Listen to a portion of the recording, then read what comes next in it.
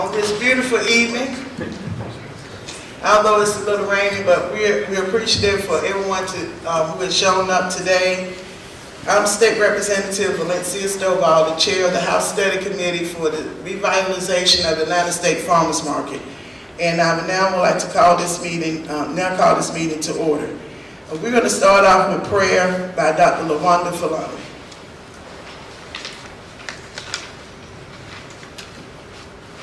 So this is turning. Feel very special. Good evening, everyone.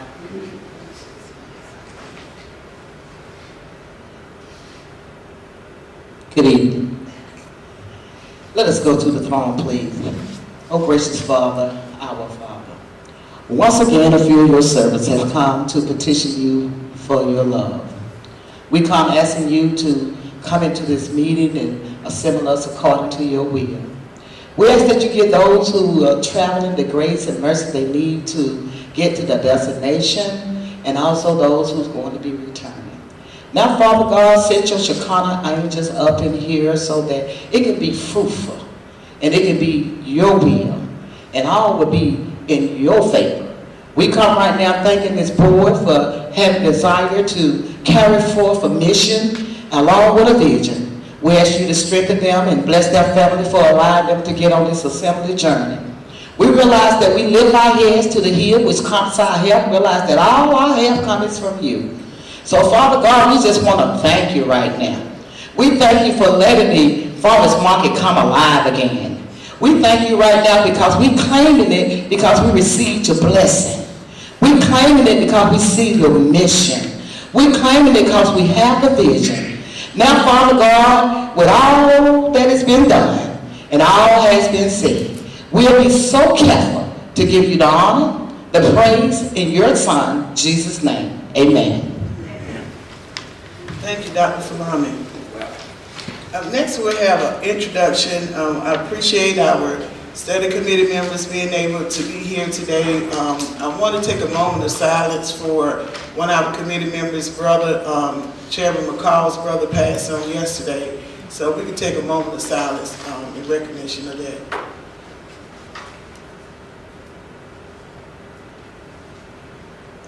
So our prayers are definitely with his family. So I'm going to start with my immediate left and let each committee member introduce themselves. Hi. I think I can do it loud enough. I'm Debbie Buckner, and I represent part of Columbus, Harris County, Talbot County, and Meriwether County.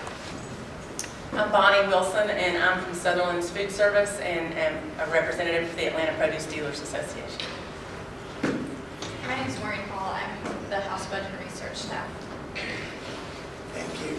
All right, and so next on the agenda, I would like to ask for greetings. We appreciate Clayton State University for hosting us for this third meeting, and appreciate President Hines for also making this happen. And so to bring greetings on behalf of Clayton State University, we have Dr. Shakir Abdullah from the Vice President for Student Affairs. Thank you, Representative Stovall. Good evening. Good evening. Good evening. Thank you all for coming this evening.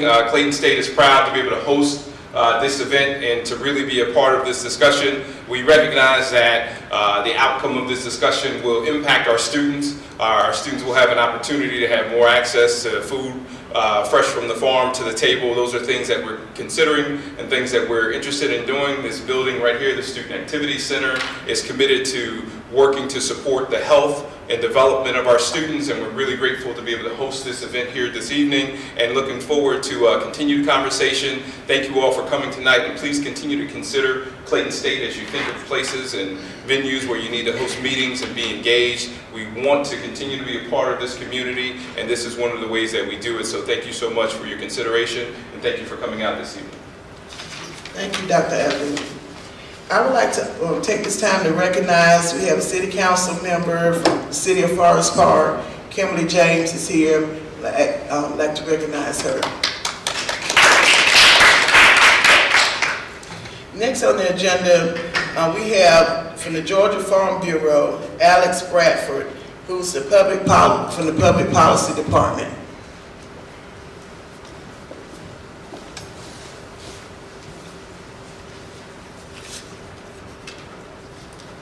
Good evening, everybody. Good evening. Thank you for making the wet trek up here.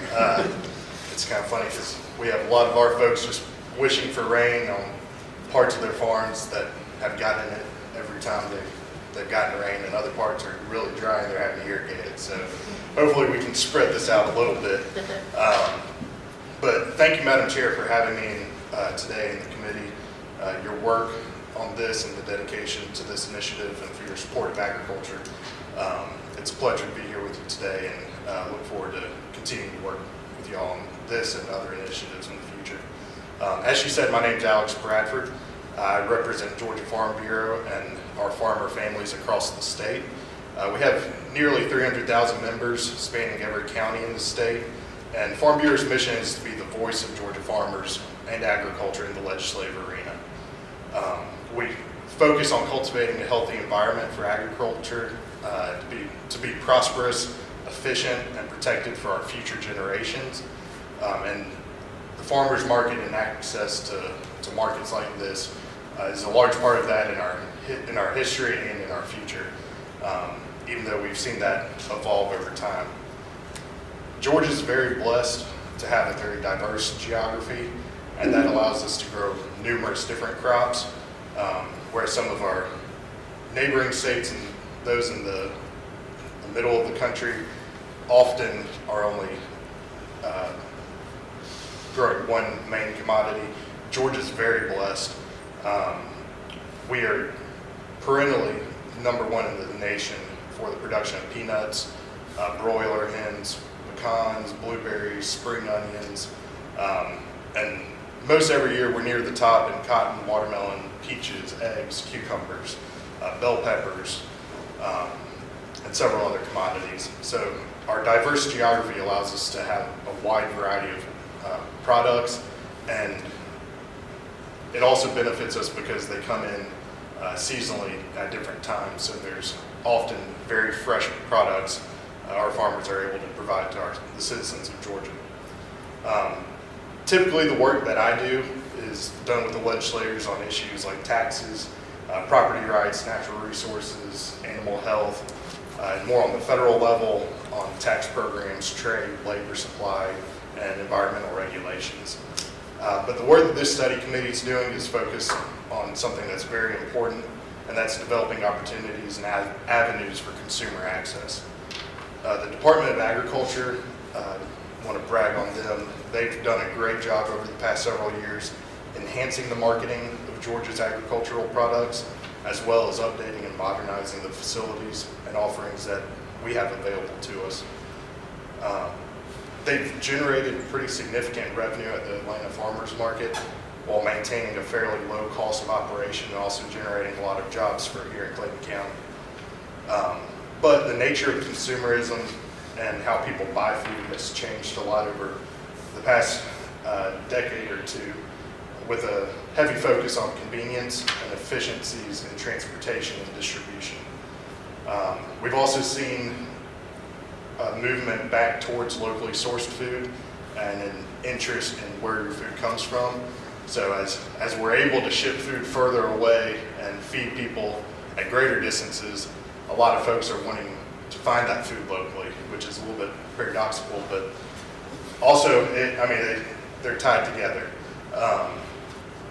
We've also seen an evolution in the Atlanta State Farmers Market, adjusting to some of these shifts from end consumer sales from the back of trucks and stalls to a lot more wholesale buying and selling.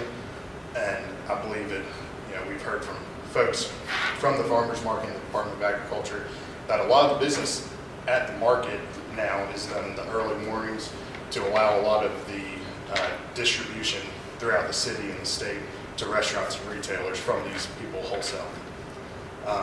That's I don't want to age myself, but I also consider myself fairly young.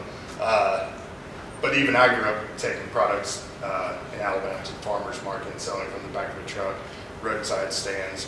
And I've seen just in my time on this earth, that changed drastically.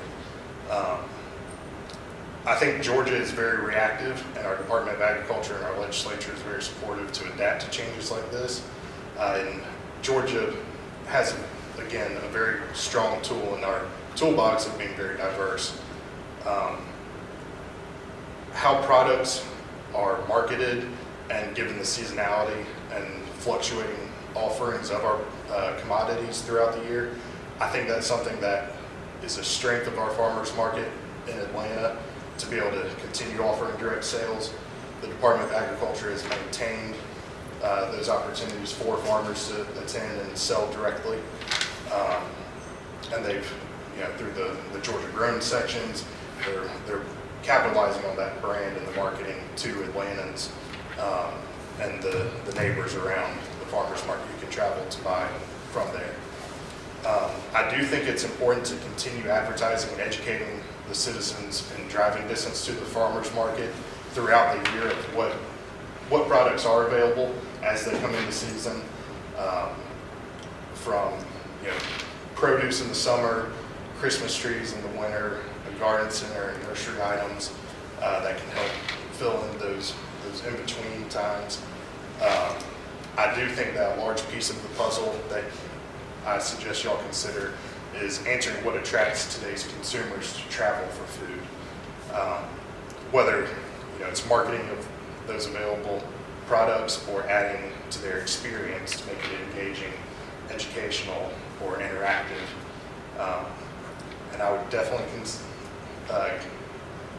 recommend that you consult with somebody in tourism that's much more qualified than myself on some of those ideas and what's working with some of our agritourism markets across the state that draw people in, and how we can implement that at the Atlanta Farmers Market, State Farmers Market. I do think that we need to look towards the future as well to develop resources to capitalize on the new focus of this business year-round. Some of those items that will generate business year-round are the capability of value-added, chilling, processing, and packaging capabilities.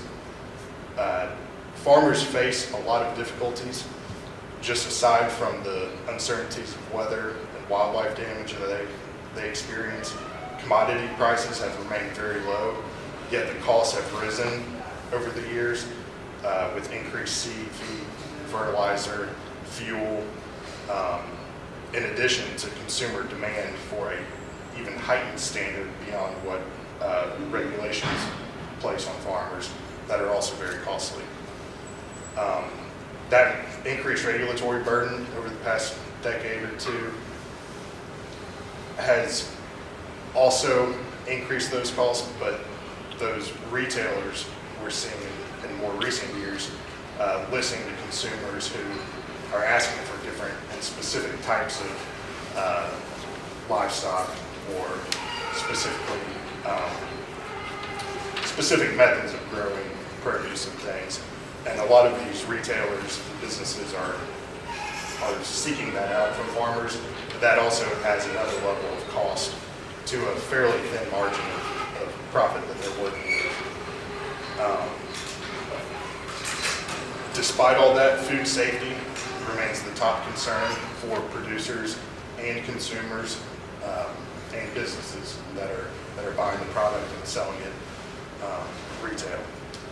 I think that is something that everybody has to adapt to, the processes and ways that we handle food in a safe way. We've seen an increase in traceability as distribution gets wider to accommodate for some of those threats and to give some accountability and safety. That additional cost has also changed the way I think the farmers market has evolved and some of the business that's done there. Farmers have adapted to this by implementing new technologies and practices and distribution methods. We've seen farm sizes, especially in South Georgia, increase as they try to adapt to that by building and other businesses coming in to offer those packaging, chilling, processing services close to the farm where those products are harvested in a shorter amount of time, but also to provide that quick chilling for longer transportation. So we've seen that pop up and farms increase in size to generate the demand to meet those services that are offered there to keep them viable. But it also changes the product, and some fruits and vegetables, once they're chilled, they have to be kept cold. So it makes it much more expensive at that point for the producer to take that product and travel all the way to Atlanta to sell at that point. So I think for a farmer to justify taking the risk of transporting further distances to the state farmers market, there needs to be some reliability and predictability of sales in order to take that risk. I think that the committee should consult with the Department of Agriculture and those running the market on what kind of targeted investments could be made to increase storage, chilling, packaging, processing, and wholesale opportunities based on the demand that they see, to enhance those facilities and give farmers that certainty to utilize the resource, that if they don't sell directly to the consumer, there is still a place that they can sell that product and it be used, not wasted. Those are the two main aspects and suggestions that I wanted to speak to you all about and have you delve into a little bit more. I want to thank you for your work on this.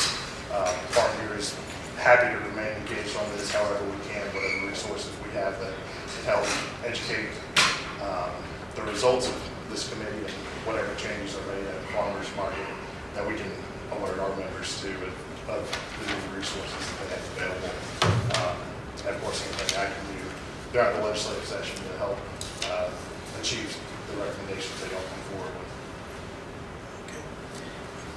Thank you so much, Alex. Committee members, do anyone have any questions? I was just wondering if you, in talking to the farmers, if you were able to kind of glean from them reasons why they don't come. Is it because of the distance that they travel?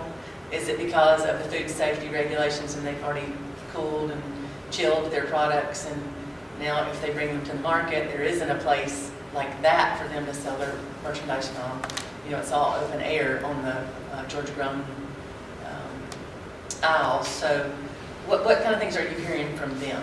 The same things that you just told us? I think they all contribute to just a general change in the business, right, and how those are done. We've seen those facilities pop up in South Georgia that provide some of those services a little bit closer to the farms. And we've also seen farms pop up because of those resources available.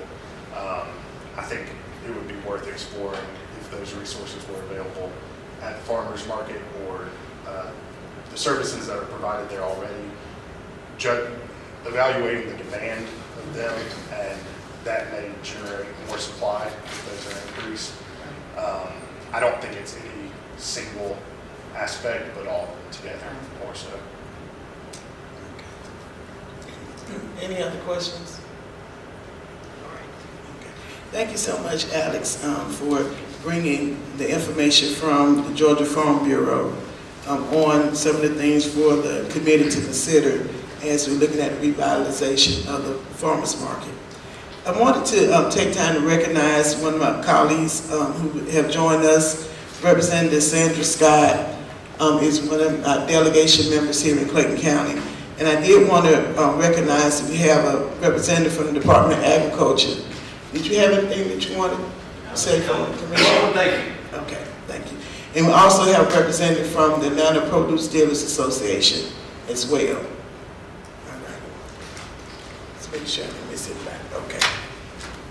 So next on the agenda is Professor George Nakos. So just to give a little background, I wanted to also back up. If anyone needed to go to the restrooms, I forgot to make the initial announcement, but it's outside the door to the far left are the restrooms.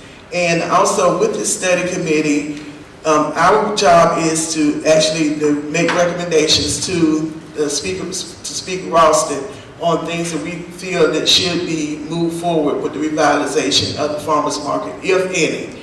And so the reason for all the meetings that we have held previously and today is to be able to gather from experts that we've heard from the last 2 meetings and even today on what recommendations we should consider. And then we as a committee would meet to decide on those recommendations. And so our next meeting, our last meeting that we have scheduled will be on October the 2nd, which is on Tuesday. And it will, the change in location will be at the state capitol instead of back at the farmers market. And so we'll send out a reminder notice on the room location. I did want to make note of that. And at that meeting, that's where we will actually be deciding on what those recommendations should be that we're going to present. And after that, a final report will be created, and it'll be for public purview for you to be able to go on our House website to be able to view what the particular report is. All right, so next, with Dr. Nakos, I met Dr. Nakos last year, actually today, well, I met before that, but last year today, his graduate students in the MBA program, we approached him about doing a marketing analysis about the revitalization of the farmers market. This is way before we even thought about the study committee. And so they were gracious, the students were gracious enough to do the marketing analysis. And so I asked him, since we were here at Clayton State, to come and present to the committee and to the audience what came out of that marketing analysis that was conducted. Well, thank you, first of all, for having me here. And I'm very excited to present you. And this is the work of the students. We conducted this survey. Let me figure out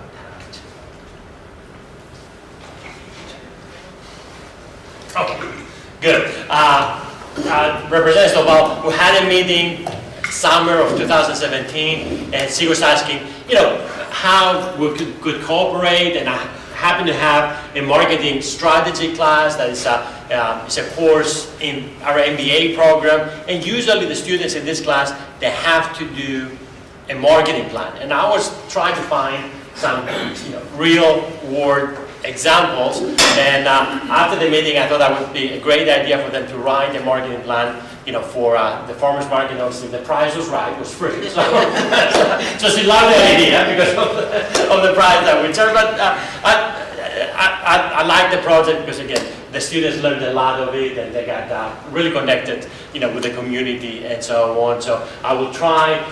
There were 7 groups that they all had the same topic, so I'm just going to give you a small summary of the recommendation and of the market analysis that they so that's the basic background. There were 7 groups that we have, and I will share the main points of the analysis and the main recommendations that they had.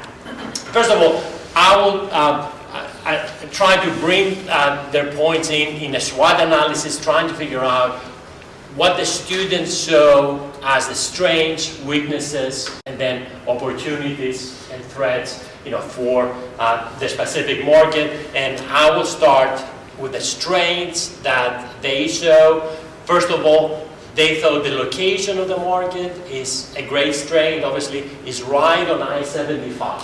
Some students, they talked about, all the snowbirds, commuting from Ohio down to Florida, and they had their way around. And one great idea that students had, for example, if we have billboards on I-75 and make the farmers market a great place to stop to buy Georgia pecans. And they said, you just have to make people excited about something, and the location is great, for something like that. It's right off I-75, but also it has a great location in connection to other parts of the Atlanta metro area. Parking, obviously we are a society that relies on cars, and they thought that was a big strength because it has free parking located within the market. The size of the property is a very large property. It's hard to find 150 acres anywhere in the Atlanta, metro area. So definitely, it's one of the largest farmers market, this type of facilities in the Southeast. The history of the market, although people don't go there so much, there is a psychological connection. It's just that, when you hear the word, farmers market, you just get a lot of positive feelings. So that's something that they could capitalize, when they try to revitalize it. And finally, obviously, let's not forget the main business of the farmers market, the reputation of the wholesalers, that it has a very, very strong reputation as a distribution hub, for wholesale consumers. And they thought this type of reputation could be connected to the retail side of the market. Now, at the same time, unfortunately, they did find a lot of weaknesses. That in this particular case, there were probably more weaknesses than there were strengths. Is for the farmers market, the big weakness that they show, no advertising. There's little or no advertising. People really do not know about it, and even people that know about it, they don't tend to go there because they forget about it. If you just, even if you used to go to a place 15, 20 years ago and you don't hear anything about it, it just, it's less likely to go. I mean, one group discussed, even the sign outside the market, very dull, not really welcoming.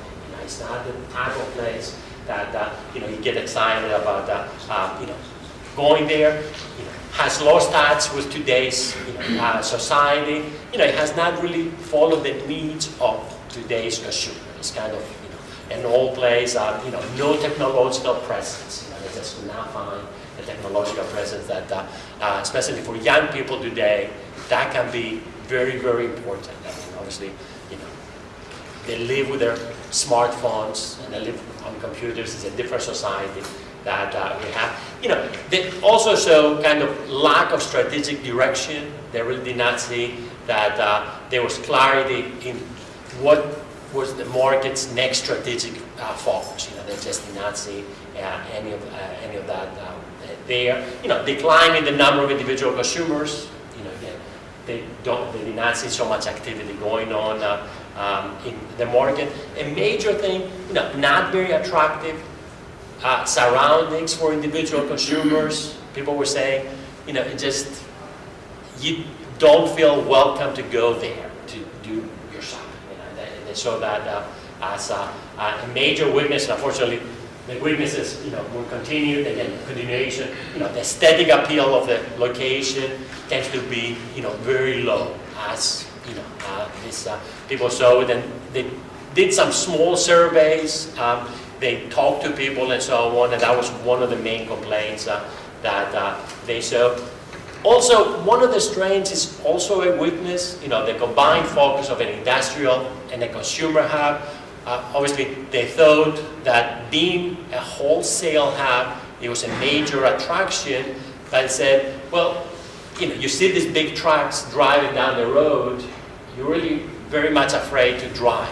Just imagine a mother with 2 kids in a minivan. It's not a very attractive place, a place to go because of this combination of wholesalers and retailers. Obviously, low recognition in the Atlanta area. When people think of farmers markets, they think of other farmers markets, and they just don't think so much of the Atlanta, farmers market. I know, there's one in Henrietta Square has one on Saturday, Sunday. Other parts of town have farmers market, but it's just not what people are thinking. Again, the technological development they thought was very low. Most vendors only take cash. A lot of young people, they never use cash. It's just that's a major issue that they saw and said, accepting credit cards is a small step. And that's something that people need to move to the 21st century. And also no product variety, that was an issue that some students saw, that you cannot go there and do all your produce shopping. It says you buy quantity, but not so much variety. So definitely the weaknesses, as they saw it, they were there. Now, they did see some lot of opportunities in the external environment. They said definitely, there are opportunities there, and health trends in today's society. Obviously, our society, we're very concerned about health, and we claim that we want to eat healthy foods. So just that's something that the farmers market could definitely capitalize. So they saw that as a major opportunity. Obviously, organic food is becoming, very, very popular. Places. I was surprised a few years ago when places like Kroger, that traditionally, sells mass food, they moved into organic. So it's not organic food. It's not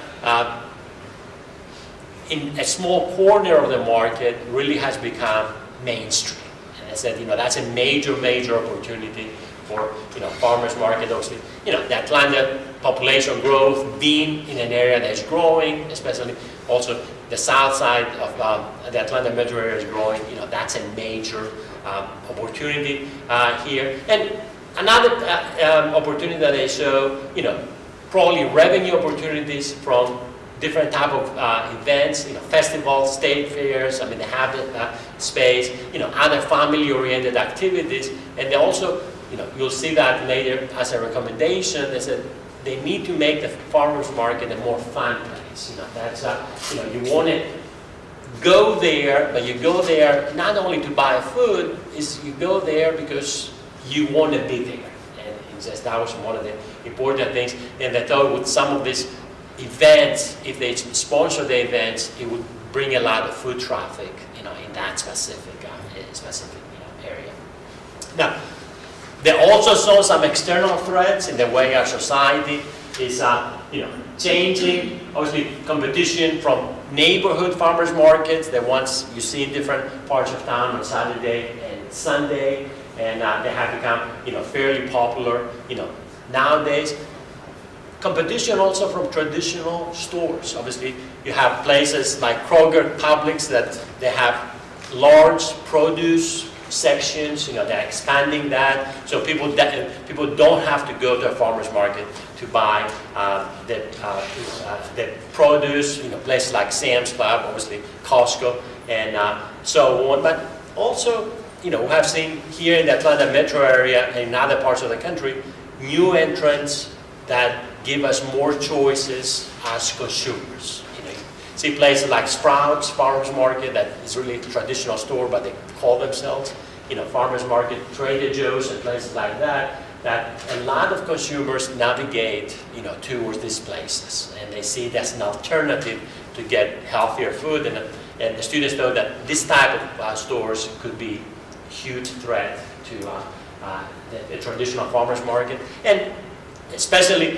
here in Atlanta, obviously local, specialty store. When you talk to people about farmers market, most people here in Atlanta can think of the DeKalb, farmers market. And if you think about it, it's a store. It's really not, a farmers market, but they utilize, that name. I've seen the growth of other type of stores like that, Buford Highway, farmers market, in different type of ethnic or international farmers market. But that's the type of competition that the farmers market is facing. And if any type of revitalization, they have to take all these trends in the market into consideration, and have to think, what new do we offer that these places do not offer? And that's a major challenge. Now, finally, I tried to summarize some ideas for growth that different groups had. Obviously, the big one, increase advertising. You got to advertise. You're in the retail business. You got to advertise, and by advertising, some traditional advertising, but online presence has to increase. Billboards, they tend to be very effective about places like that, but definitely advertising, was the major one. Upgrade the location. They thought, again, the location did not look very attractive. It has to, it needed a lot of physical, improvement, improve the aesthetic appeal of the market, and make it a place that you want to go.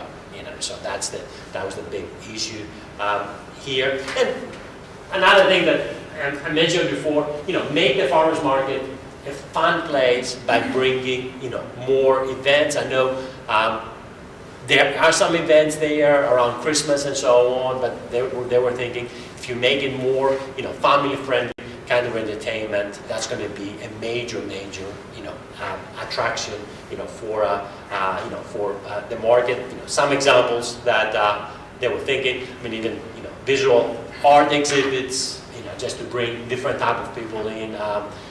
Even parking for food trucks. I mean, they have become popular in certain parts of the city and so on. But something to move away from what it is now and make it, a destination.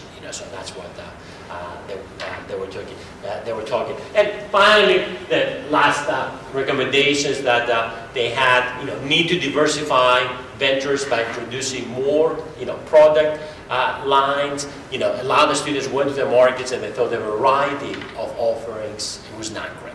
So they said, you have to offer, more, product.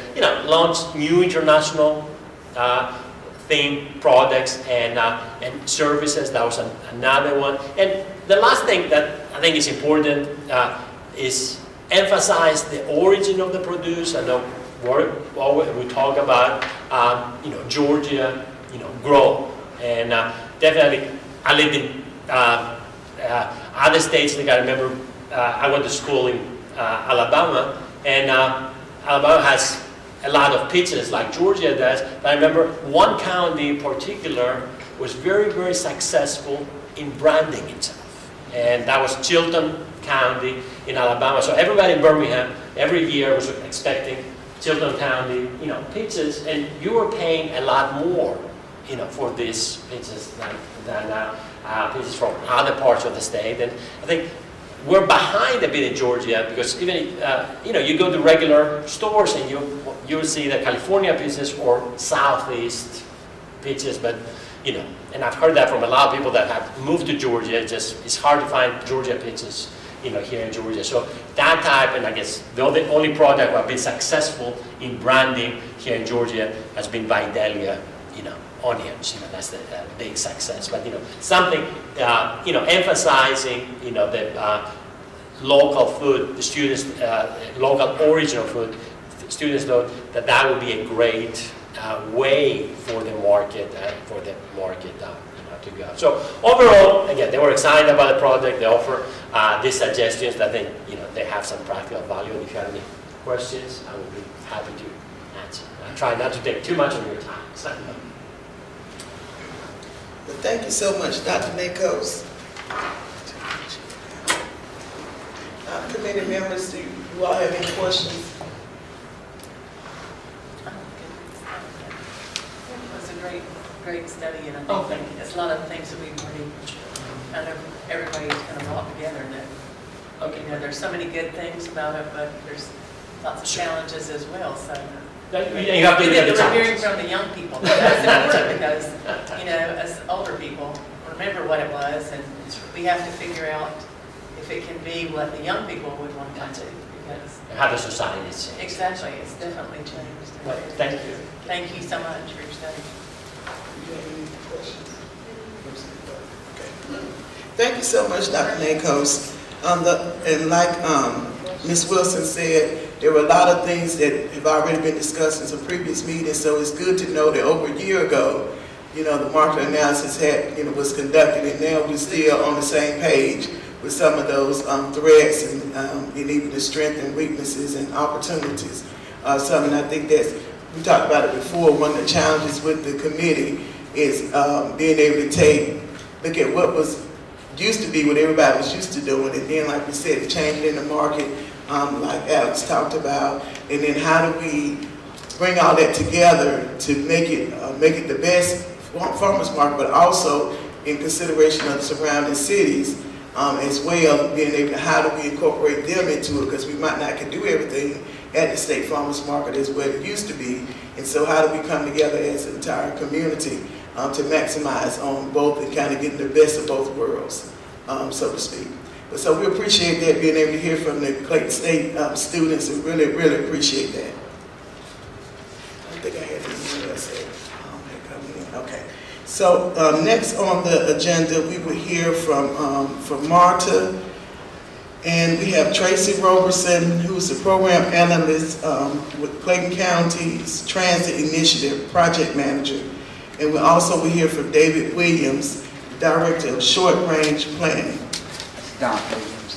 It's done? Yes. Okay. Thank you for the correction.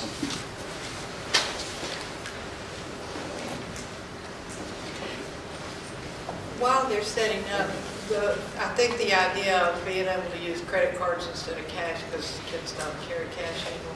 Are there any internet or cell phone usage issues at the farmers market?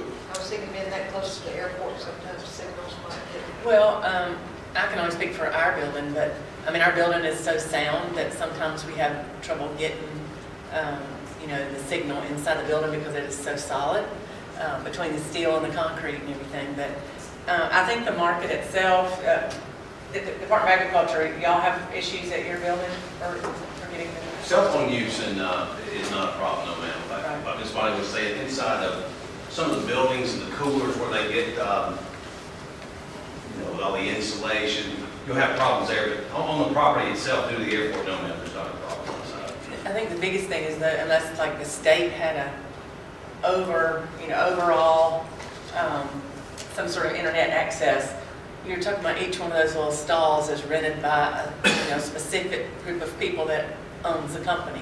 So unless each of them had their own little internet, and then were allowing other people to use it, or they had all the facilities for using the credit cards and stuff. And I think that's probably part of it is they, well, I guess now you can do it on your phone, so I'm showing my age. You can do it on your phone with one of those little swipe things, yes ma'am. So, but I'm just not sure, and Paul would probably be able to, Paul or Tammy would probably be able to speak more to those vendors.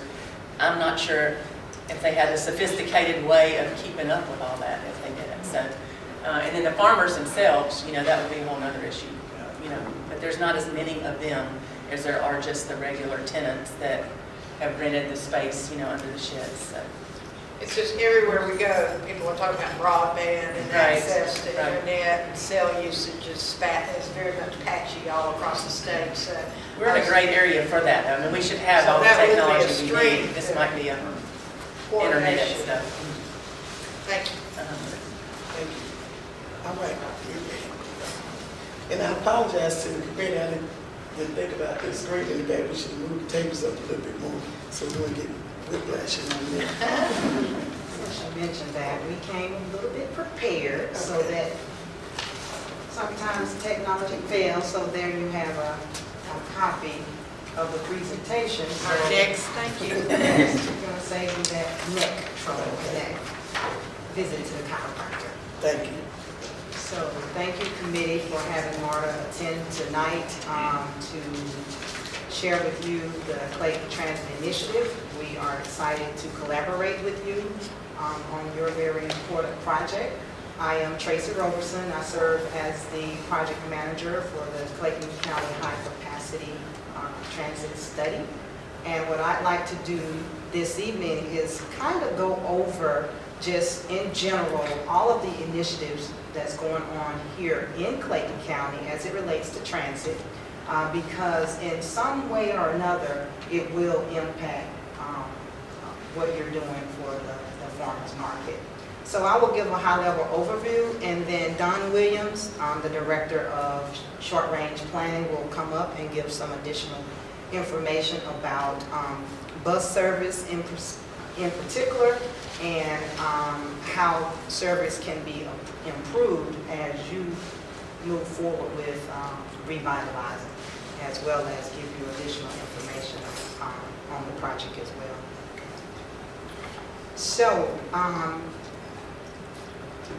comprehensive transit vision. If you look at this slide, this pretty much represents what the 1 cent sales tax for transit, all of the programs that we are committed to bring to Clayton County. Local bus, park and ride, bus stop amenities, a maintenance facility, and high capacity transit. And if you notice, there are 2 different pictures of high capacity transit on here, and that was not by mistake. You have 2 pictures there because the idea is to have a robust option of different transit options for you as it relates to high capacity. So that's pretty much the program, and tonight we're going to basically emphasize bus because we know we currently have a bus stop that's servicing the farmers market, and I'm pretty sure you would, as you improve, you would want MARTA to improve as well. So we will focus on that, and we'll also focus on where we are in the high capacity transit study. So as it relates to the bus service, it was initiated in 2015, and we currently have 9 routes here in Clayton County, about 16,000 weekday riders. And 2 of your routes here really rank very high within the overall MARTA transit system as it relates to ridership. And then the Route 195 is the route that actually serves the farmers market now on an hourly basis, stopping right in front of the venue. And Don Williams will give you a little bit more detail about Route 195. Our phase 2 of bus service will be implemented in 2020. 2 additional routes will be added, and those are being evaluated and determined now. And as we continue to collaborate with you all, what you're doing will also feed into our evaluation process and monitoring of bus service. Because the monitoring is ongoing, and we have modifications to the service 3 times a year. So as you revitalize and you have all of this wonderful tourism, and the farmers market is booming, as we know it will, we will continue to upgrade service to the farmers market. So for the high capacity transit study, as a lot of people like to reference it as rail, however, it could be rail, it could be bus rapid transit, or a multitude of different transit options. Some of the things we've done to date is finalized our purpose and need, and you'll hear more about that. We've actually evaluated all the different technologies, not just a particular type of rail, but multiple types of rail, as well as bus rapid transit. It's not a one-size-fits-all for Clayton. We're just looking at things openly and making recommendations based on the data that we receive.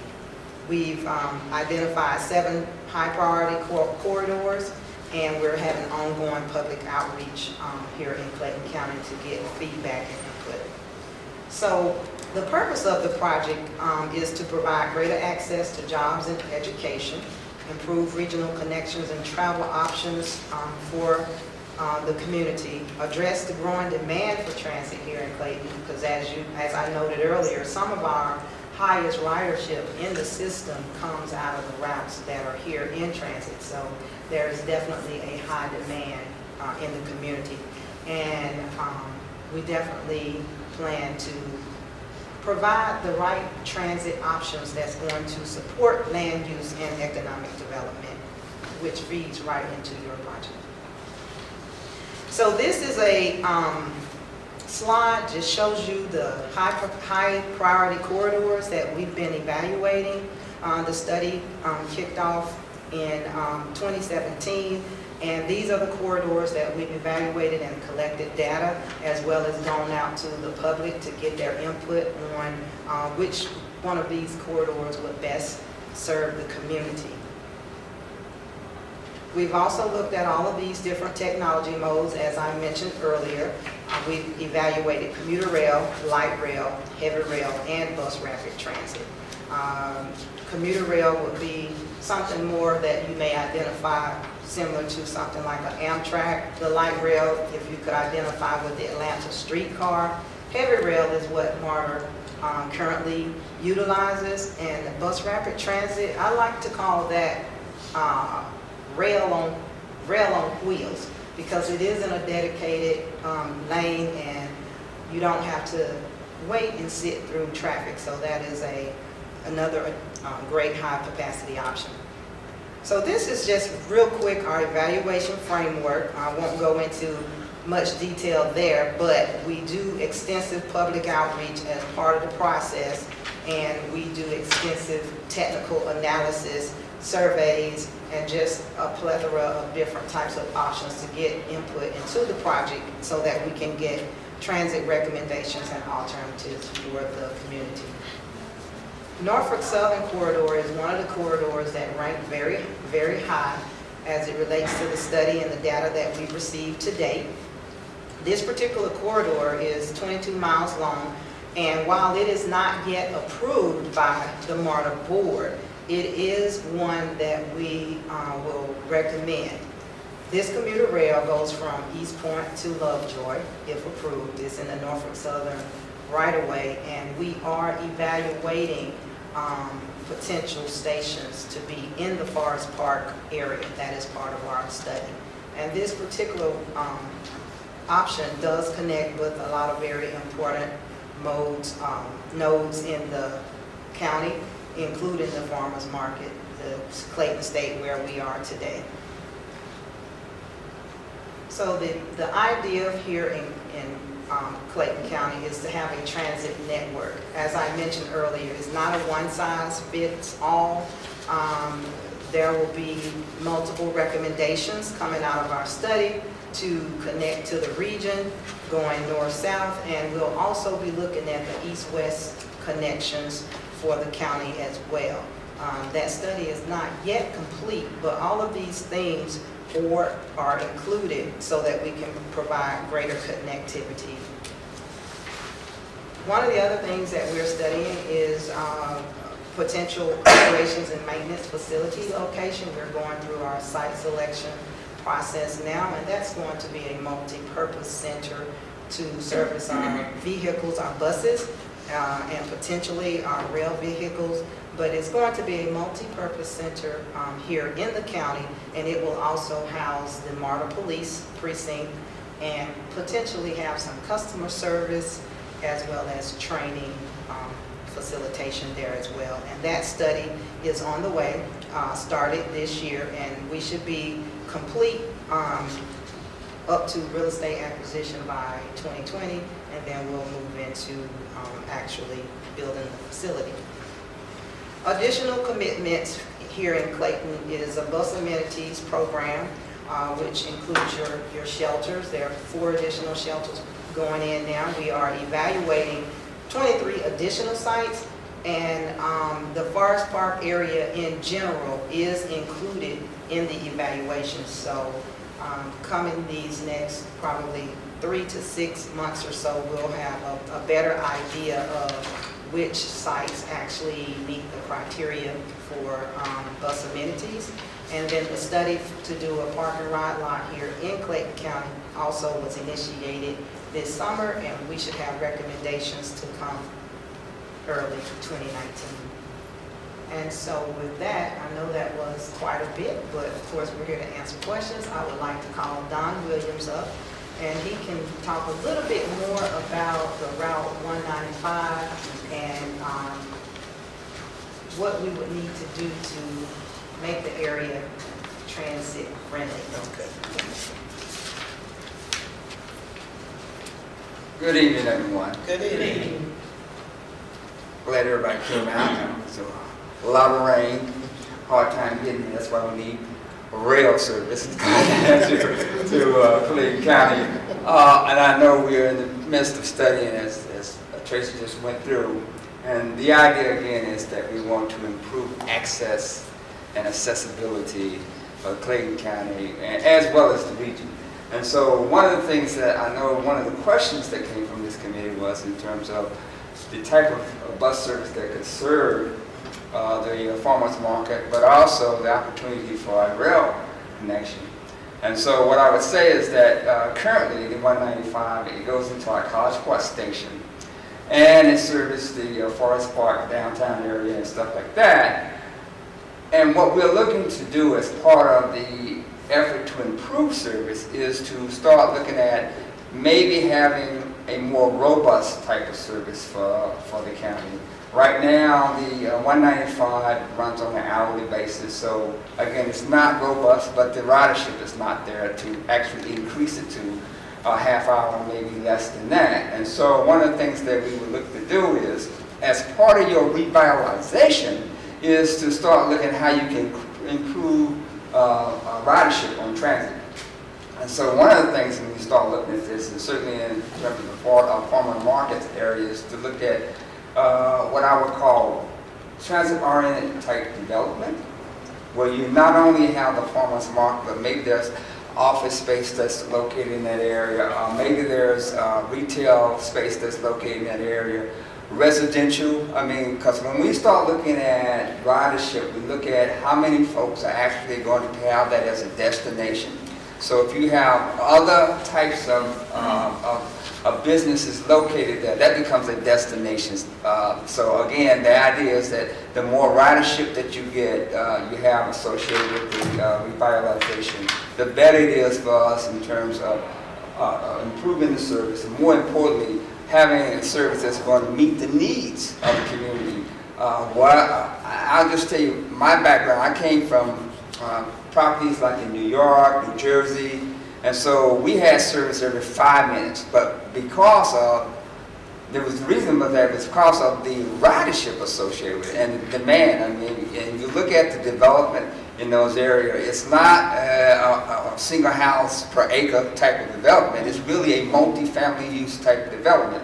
And so those are the things that you have to look at as part of your revitalization is, okay, what are some of the things we put in place land use wise and zoning wise that's going to improve the overall level of activity within that community, that area, but also the ability for us to serve that. The other piece of that is certainly you want to design your revitalization effort in a way that's going to be transit friendly. And I'm saying that in terms of our bus vehicles. Certainly you want to have enough turning radius so that buses that want to go through that area could have enough of a turning radius and so it won't be so constrained. The other piece of that is certainly in terms of your design of your roadways and things of that sort, you have to have a space where you can have a bus, like a pull-out, something like that, that the bus can pull over, pick up and drop off folks at a particular site, a location. So that way we want to be interfering with the traffic. And the other thing that I noticed when I looked at the farmer market is that you have Jersey barriers along that way right now. And that's sort of like to keep the traffic going one way. That's going to make it very, very hard for buses to operate in those type of environments. The other piece of it is in terms of looking at various locations where you want to have a stop, you want to make sure that it's accessible for the community of folks that are walking up to it. And so those are some of the things that we will look at as in terms of how to best serve the farmers market and to have a more robust service. It's certainly going to be one of those things where we're going to have the ridership that justifies that type of investment. With regards to the rail station, the current I guess preferred corridor for heavy rail, I'll say heavy rail, but commuter rail, is the Route 54 along the Norfolk Southern right-of-way. And the idea behind that particular selection was that that's an existing rail corridor. It wouldn't have to be one of those things where you go in there and tear up or you buy a whole lot of properties. It's one of those areas that's already identified for some type of transit. And so what we would say is, in terms of the ability to serve or to have a station at the farmers market, that would mean that we would have to have some type of spare that goes off of that corridor, comes over to the farmers market. And again, that's a very expensive proposition because again, what you're looking at is the existing infrastructure that's there today. how that's going to impact. If we were to bring transit through that area, it's going to have a significant impact. And so what we will see is, instead of trying to have a rail spare that comes over to, we will have something like a shuttle service that you can get off at the station. One of the things that we're talking about as part of the conceptual station location is to have a station location somewhere in the Forest Park downtown area. And so having that, and then having that as a transfer point, so folks who want to go to the market can take a shuttle and go over there very efficiently. But again, that's one of those things that we will have to plan for and look at how the area is developed, and then associated with that is some type of agreement with the city in terms of having some type of signal prioritization, some way to that the bus service can travel through that corridor very fast and efficiently. So those are the type of things that you want to look at as part of your revitalization effort, is to start planning for future transit access and the ability for us to serve that particular activity center. So any questions on that, or any answers to the problem we're trying to deal with right now? But thank you so much, Mr. Williams and Ms. Robertson. Committee members, did you all have any questions? When you mentioned the park and ride, what are the criteria that you use to decide where to put a park and ride? Well, one of the things with location is certainly one of the issues, and having good access for folks who are wanting to park their vehicles and somewhere off to the side, so that again we can have our buses come into that park and ride facility, load and offload individuals, and get into their cars and then go on to their final destination. And so one of the things that we will look at is certainly accessibility, enough space so that it can be expanded in the future. Because what I'm thinking is, as the area continues to grow, as traffic continues to get more congested, people are going to be willing to maybe park their cars and take transit. And I say that because if you have a good transit system that provides efficient and comparable travel times as someone who's in their car, then folks are more willing to get out of their cars and actually take transit. And so these are the things that we will have to work with the local jurisdictions on in terms of how to make that transit system more efficient. And certainly having a good travel time, or a corridor where you have signal prioritization, or a corridor where you have queue jumpers where the bus can get ahead of the traffic. Those are the types of treatments that we would need as part of any efforts to have a good, robust transit service in Clayton County. So do they need to be in close proximity to residential areas? Well, it would be nice, but we also know that some of the zoning, and one of the things I know about residential areas, they don't like to have transit right there in the area. And so what we try to do is have it in an area that, say like you have a retail or industrial, something that's more commercial in nature. We have had it on major arterials where you have good access, a good flow of traffic, but people can pull off. We have had park and ride facilities that are off exits off the highway. Again, it's away from the residential area, but it also provides good access for those folks who are willing to get out of their cars, jump on transit, and get to their final destination. What's in the back of my mind, if there were space at the farmer's market, I know it couldn't be like a flat parking lot, but to do like a garage maybe of some sort, and people could park there, then when they came back, they could shop at the market, because it's open 24/7. They could get what they needed before they went home. So you would actually be dropping customers into the farmer's market. Is that, I mean, this is just total brainstorming in front of God and everybody, but is that something like close enough? I don't know the area. So is that close enough to residential? Is that on an artery for transportation that would get people from home to work and back? Yeah, and one other thing I'd say is, as you start looking at revitalizing, working with other developers to start looking at a conceptual plan, And if you're talking about a parking deck, that may, I've been to cities and states where you have multi-use parking decks. And so, you know, up the level you have for transit users. And then the lower level is for your retail and your commercial spaces where folks can come park there. And so it's a sharing of the costs associated with that particular structure. But it also provides the opportunity for those who are taking transit to park there and then, like you said, get off, and then get off work, go out, do shopping, get back in their car, and then go home. And so, yeah, that's a multi-use, multi-purpose type of approach. I know one of the issues that have come up with the farmers market, especially the employees that were over there, and I know Ms. Wilson and I had discussed it, was access to the bus service. Because right now it's outside of the farmers market. And so they have to do a good little trek and walking coming inside of it. I know you had mentioned a little bit earlier about having enough space for the buses to be able to come inside of the market. Right. If the ridership increased inside of it, right, to be able to bring you all inside. And you mentioned a word that I wrote down a little bit, but then I didn't understand what it meant. Jerry something? Jury barriers, and those big concrete barriers that you have, that you see on the highway, in like the HOV lanes. And so what those do is sort of keep traffic going in one direction. And so I think at the farmer market you have those in place. What happens though is if you have a bus and the bus is having to negotiate that turn or through there, it makes it very difficult for the operator to operate within those conditions.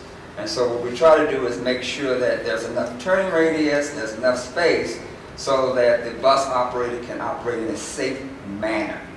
And so when we talk about obstacles and safety concerns, that's one of the biggest things that we have to look at is, you know, can we operate safely within that environment? And then if there are some things that we can do and work with the local jurisdictions to improve that, then we'll come back and say, can you improve this by maybe reducing the number of areas? Or in some cases we have communities that have speed bumps. And what that does is it really in terms of the buses and the brakes and the shock system, it makes it very difficult for us to operate in those type of environments. And so we have to assess what the environment is in terms of how we operate the service before we can go out and say, yeah, we can do that. And again, we work with the community, we work with developers or business owners to come up with a way that's going to be both beneficial for them as well as for us. Yeah, because I know there is a lot of space there at the farmers market, and even I think there was some conversations previously before the committee got started about parking decks and all of that. So, you know, to kind of hear what you said, multi-use would be very beneficial. I think there as well. That way the cost is kind of shared, and it's still beneficial in serving purposes for it, whether it's the workers getting to work, or it's just somebody that's using transit to come to the farmers market to visit and then leaving to go home or wherever their next departure is. And the other thing is part of that, the ability for the buses to operate in that environment is one of the things that we'll be concerned about is pedestrian traffic, because you have a lot of pedestrians moving in and out. And so if there's an opportunity to have a separate area where buses go, so that one interface with the pedestrian traffic, that helps as well, because the worst thing we can do is see on the news is that motor bus hit someone. And the operator, I mean, they really never get over that, because I mean, if you strike someone, I mean, that's really, psychologically, that's a lot on the operator. So yeah, that's one of the things that we look at too, in terms of pedestrian movement. Well, thank you. I did have one last question. What communication have you all been with the city of Forest Park?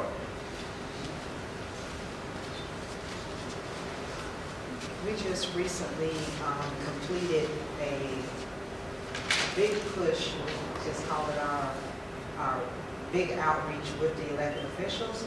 So Forest Park was on the list, and we met with the mayor, and I believe the city manager as well. And we're also having a charrette in October on the 10th, and we've collaborated with the economic directors of all the jurisdictions. And so far as part, we have definitely been in communication with the mayor and some of the other officials.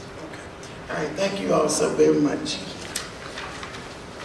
All right, next on the agenda, we have, is Melanie Beers, how you pronounce your last name?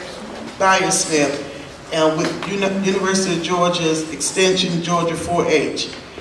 She's the Associate State 4-H Leader. And I asked her to come and speak about, because I know the last couple of meetings we talked about education and agriculture and how they can be able to fit together. So what better organization than college than UGA, who already has a footprint here in Clayton County with the 4-H program. Thank you so much for the invitation to speak here today about education specifically. As she mentioned, I'm Melanie Byer-Smith, Associate State 4-H Leader, and I am in my 16th year with UGA Extension, and all of my time I have been associated with programs that serve K through 12th grade students. That is, of course, the mission of Georgia 4-H. You might recognize us as the youth development organization of the University of Georgia. Students in all 159 counties have access to 4-H through local leaders, agents, and faculty and staff members in those local communities. We currently serve about 170,000 young people a year through those county offices. But I wanted to draw your attention to a delivery model you might not be as familiar with within Georgia 4-H, and I think it's probably a little more relevant to the work that you're trying to do at Atlanta Farmers Market, and that is work that we do through centers across the state. We have, I'm sorry, I did not print copies. That's for okay. y'all. You have to turn your neck. We have actually 6 facilities across Georgia where we serve K through 12th grade students. Some of you may have visited these facilities, and one is not very far from here at all. We have one up in the mountains called Wasiga 4-H Center. Fortson 4-H Center is right on the Henry-Clayton County line. It is literally mostly in Clayton with a few pieces in Henry County. We have Rock Eagle 4-H Center, which we kind of consider our mothership. It's the largest of the centers in Putnam County and Edenton, and 2 on the coast, Burton 4-H Center on Tybee Island, and Camp Jekyll and Tyler's Nature Center on Jekyll Island. So I wanted to tell you about these because I think they certainly serve as a model for ways to engage K through 12th grade students in center-like settings, and maybe share some of the considerations that we've had to make over the years as we look to serve students here. Our program actually started in 1979. Now, not 4-H. 4-H goes way farther than that, to 1904 in Georgia. But this specific program that happens at the center is called Georgia 4-H Environmental Education. It started in 1979, really with the vision of one person who wanted to reach students and get them outside of the classroom and engaged in learning in spaces outside of classroom. I'll probably say it about 20 times, but it's content in context. So really bringing learning to life in settings where students can have opportunities.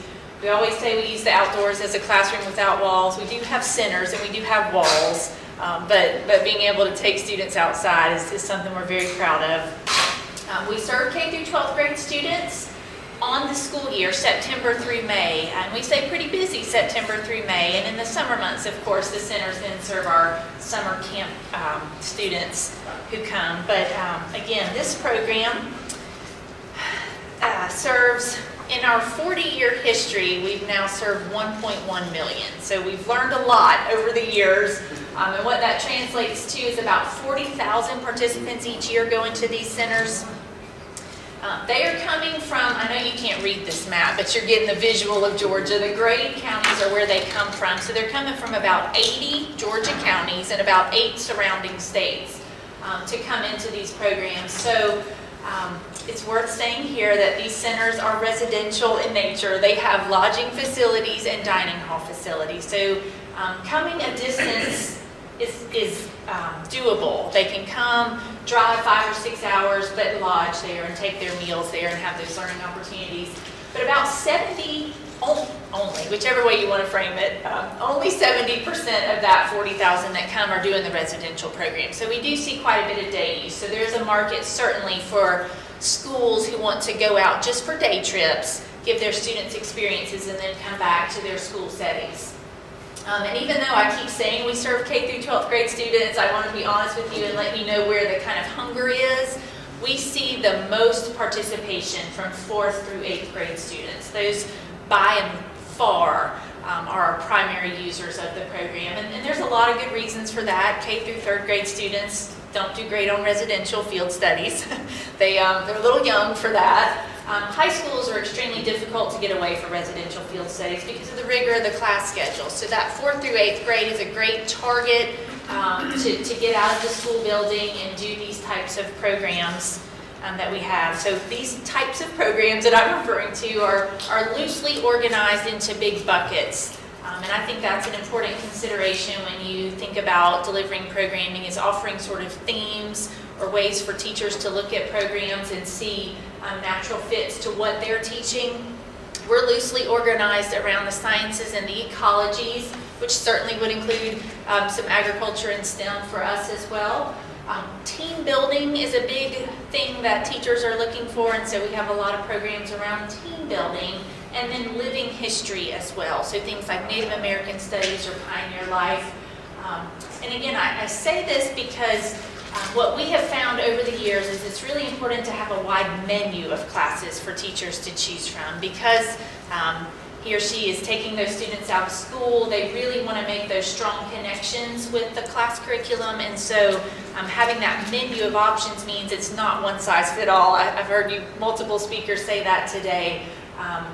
A teacher who comes this week might take a totally different set of classes from a teacher who comes next week, and we're prepared to handle that so that we're meeting the needs of those local educators. Here's what I think is sort of the magic of what we do. You're not meant to read these words. It's okay. I just want you to know there's a bunch of words on the screen, and those words are a 5th grade science standard. I just picked a 5th grade science standard. As you know, of course, in our schools across Georgia, all the teachers are working through standards of excellence. And this is just one example of one standard that they would be required to teach on the school year. And I think the magic of field studies and getting students out of classroom is taking the words on that paper and making those experiences come to life by giving students the opportunity to engage in those words. So mixed in all these words are constructive and destructive forces, things like erosion and accretion. And so the reality of what that looks like for the student is they get to walk on a beach and see what happens when sand builds up, when sand deposits, and when a storm comes and erodes that sand away. And so I think anytime we can give students and teachers that opportunity to take those standards and put them in real world context, that really is the magic of learning. And so that consideration for the standards always has to be at the forefront of what we think of around educational opportunities. I think some teachers would tell you they enjoy all aspects of being away, but part of the justification of stepping out of that school classroom and taking those students on a bus to a facility for a field study or an educational experience, you have to be tied back to those standards in some sort of capacity. So in our programs, we work real hard. All of our programs, K through 12th grade, have been aligned to standards where that's applicable. Okay, and something else that we've done over the years is we've really nurtured the relationship with these educators. That's how we continue to serve students, is through the educators. And so over the years, we have heard it's very important that we can show the impact of our program. It's very hard for for a teacher to get that permission, get that authorization to leave his or her school, and part of what makes it easier is being able to demonstrate impact. So we worked with a group of teachers who had used our program for a long time, and we asked them, why do you do it? It's hard to organize these field studies. And they gave us responses that allowed us to build an instrument, an evaluation tool, so that we could then measure the impact. They told us that building relationships between themselves and their students was very important, so we began to measure that. They told us that they wanted to know that students understood that their behaviors have an impact on the environment in our case, but on education or agriculture, you could substitute whatever the topic is there. They of course wanted them to have some sort of content knowledge gain, and then feel some connection, some willingness to want to learn more. And so we began to measure those metrics that the teachers told us were important, and lo and behold, we were able to demonstrate that those programs do in fact have an impact on our students. So because of our field studies, students see increases in these areas. So I think it's real important too when we consider education programs that we're prepared to show that impact and kind of begin with that end in mind and say what's the why behind what we do. So definitely suggest that. And so this is really it. In summary, I just want to kind of wrap back up by saying what I already said, which is I think part of the success is this recipe. It's kind of putting it all together, being mindful of programs that are impactful and that you can measure that impact, because in the end that leads to the sustainability of that education program.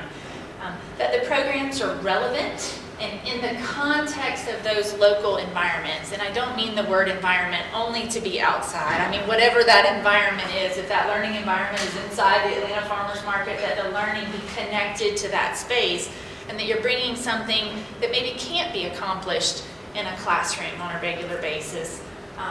Certainly being standards-based has contributed to our success, our ability to tie back to those Georgia standards of excellence. Being hands-on, again, we really pride ourselves on these opportunities that are a little more difficult in a school setting. So once a student gets out, that really hands-on experience. We do provide tremendous training and support to our educators. We hire anywhere between 40 and 60 educators to work at these 4-H centers to deliver these programs. You really have to invest in those that are leading the programs. And then really this one should have been first and bolded with exclamation points all over it, because the relationship with the schools and the teachers over time is absolutely critical to our success, and I would probably argue any sort of informal learning environment success. And that relationship comes with constant nurturing and care and really time investment. So that's what I have. I'm glad to take any questions that you all have. Thank you so much, Ms. Byers. Byers-Smith. Okay, Byers-Smith. Committee members, do you have any questions? Okay. I actually have a question. And I thank you for your presentation and on all the things that 4-H is doing and contributing to the education of agriculture for our students across the state. And I know that there have been some talk about how do we incorporate agriculture education in the metro area, especially among our urban students. So the question I had was, could 4-H do something similar at the farmers market if there was an education center that was created? And the second question was, with the facility, the 4-H facilities, are those just for the 4-H students that have joined the 4-H program? So great questions. Let me get the second one first. Okay. The centers do not just serve enrolled 4-H students. In fact, one of the benefits that we've seen is sometimes that 4-H experience that they're having at a center is their only 4-H connection. So they may not be active in their local community. So that really has been a benefit.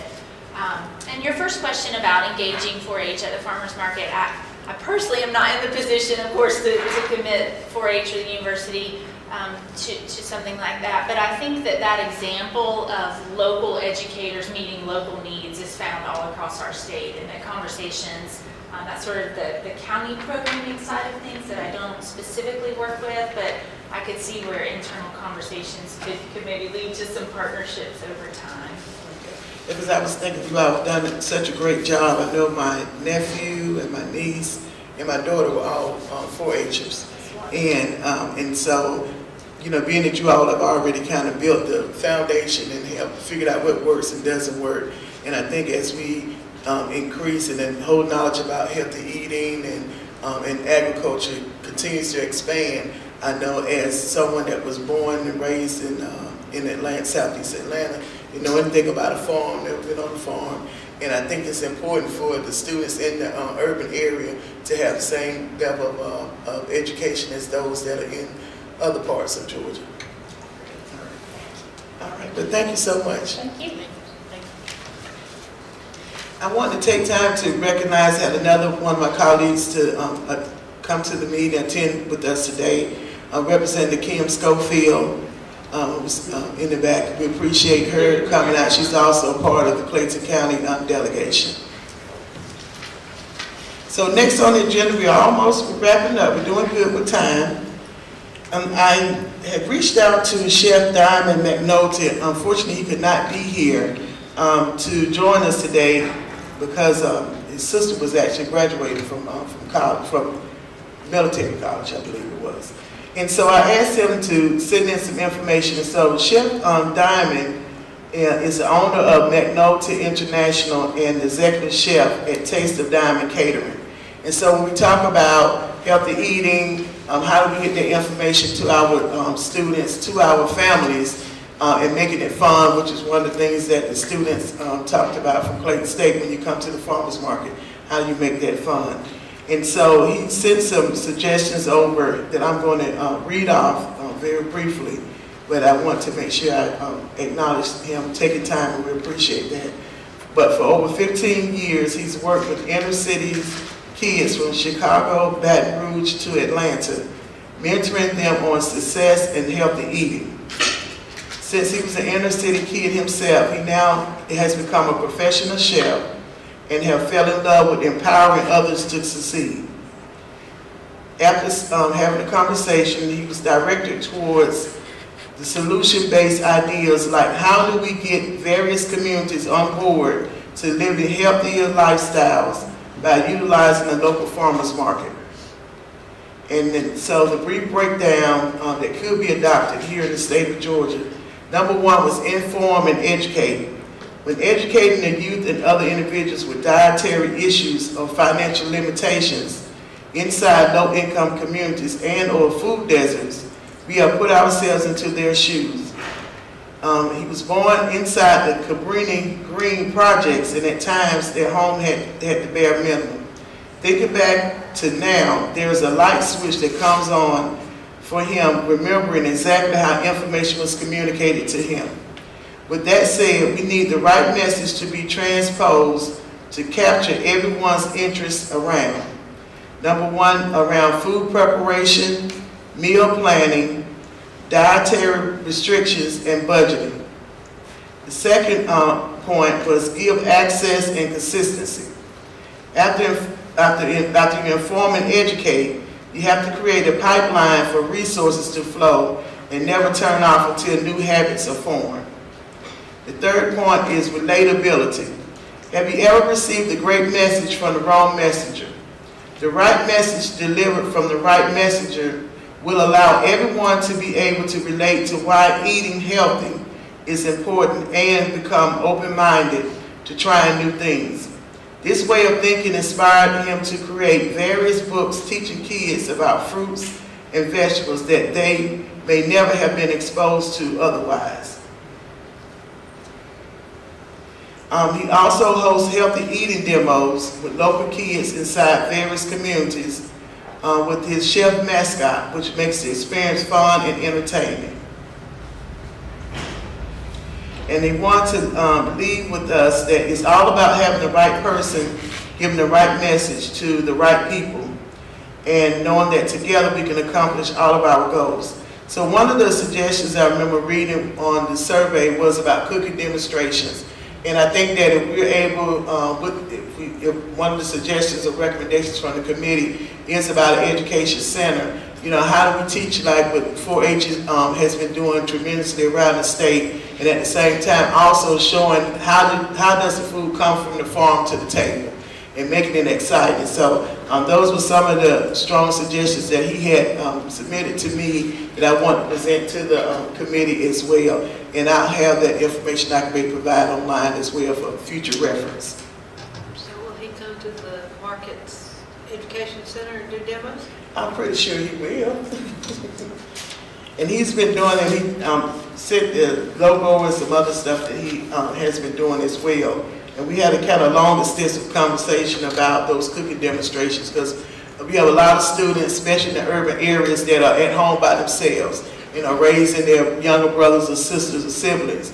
And when you talk about healthy eating, we don't want them to go in to get potato chips or anything, but if we can teach them, not just at school, but in the community, on how to prepare healthy eating, then we'll have a healthier set of children that are growing up to be adults as well. And some adults knowing how to budget and really buy the more healthier foods than what we have been doing in the past.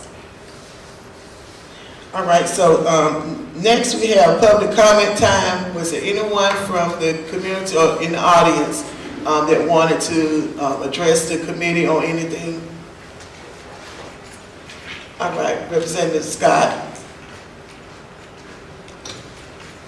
Good afternoon. Good afternoon. I would just like to say thank you all for this committee. Thank you all for doing a great job. I'm looking forward to the revitalization of the farmers market. As we ride down the road, I saw the comments that they had up there earlier from the study.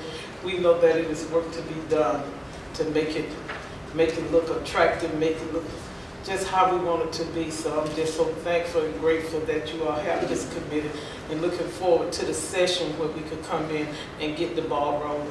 Thank you all.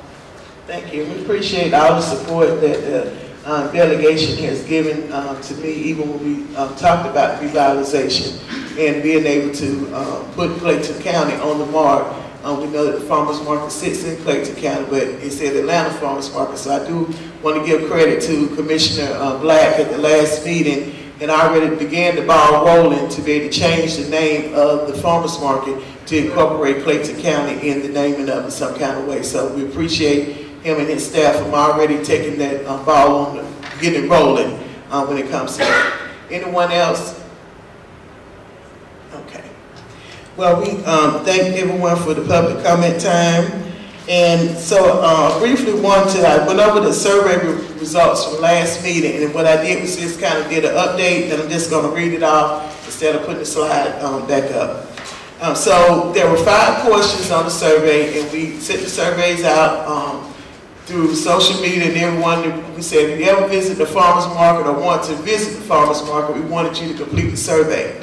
So as of today's date, we had 352 people to complete the survey, and that was from, we started about August 10th all the way up until today. So people are very excited, as you can see, about the survey. We had 5 questions. And out of the first one was, how often do you visit the farmers market? And so out of the responses, only 26 people said they visited once or more, once a week. Only about 26 said they visited once a week. So many people are not coming over to the farmers market, especially during the week. 187 said that they visited once or more a year. So that kind of, as we talked about the last meeting, that was something to be looking into, especially when you think about what the students from Clayton State with their market analysis said that some of the barriers were. And so the second question was, what are some of the items that you purchased at the farmers market? And so 140 responses, and some of these, they might have responded more than one time. So 140 said flowers and related products, and I'm just going to give you the top ones. And then 274 responses, fruits and vegetables. The third question was, what type of activities would you like to see at the farmers market, which will bring you to the farmers market to spend your money? And so 260 responses said an indoor market, 196 said an outdoor market, 96 responses. 241 said some type of fair or festival event, so it kind of lines up with what Clayton State students said. 143 said some type of Wi-Fi, so that goes back to the technology. 178 responses on cooking demonstrations they would like to see. 93 concerts, and I did want to make mention about the concerts. It was something that came out of the last meeting, was because we're so close to the airport, that might be almost impossible to have a concert, especially if you want to hear the concert, unless you just want to view it and no music is being heard. So, and I don't know if that was their meaning of that particular one. 76 responses said a shopping center. 189 said some type of education center for students. 111 responses were a museum. And then the last question will be allowed them to have any other comments. And so there were 250 comments, so I'm not going to read all of those comments tonight. But some of the top ones was being similar to the Cab Farmers Market. And at the last meeting, we did talk about the differences. The Cab Farmers Market is privately owned. So when you're a private entity, you can do a whole lot of flexibility, a whole lot of things that as a state-owned agency or department you cannot do. And so we have some limitations with that. So that's why you kind of see a difference in the two. One was big. They would like to see a big draw to the international population, which was kind of lines up with Clayton State. They agreed that it needs to be revitalized and they want it to stay open. So nobody said they wanted it to close, and so we definitely don't want it to close. Parking is a challenge. The flow of traffic and the safety of the food was the top ones. Creating jobs, so more jobs, and they'll be able to expand and help with the producers being able to expand their activities of business now, and that will create more jobs available. And positive growth for Clayton County, so they saw the revitalization being a positive thing for Clayton County. And the pricing and the stalls were not displayed, so that was one of the things that came up, and I think that might have come up in one of the other comments that were made was about not sure about they call it the bottom of the hill. So I learned a lot of new terminologies from chairing this committee. So those were some of the top comments that were made, and I'm figuring out a way on how to technologically prepare the responses to the survey so I can be able to publicize it. So I want to work on that. So if there's nothing else, any committee members, do y'all have any other comments or anything? Well, I definitely appreciate them, two committee members being able to come out, especially with the bad weather. I appreciate you all coming out and taking time to come to this we feel a very, very important meeting when you talk about revitalizing the largest state farmers market.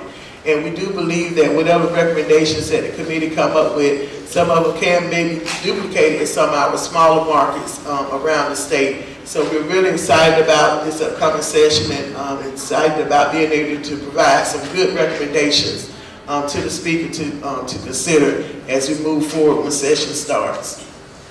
And so our next meeting, I just want to make a reminder, our next meeting will be on Tuesday, October 2nd. So this meeting was the last meeting we'll have public comment time. So the meeting on Tuesday will be the committee members coming together to come up with our recommendations, and then from there a report will be generated that will be publicized so for the public to be able to view what our recommendations what we came up with our recommendations. So next Tuesday, which will be October the 2nd, it will be from 2 to 4 p.m. and the location is now going to be at the state capitol.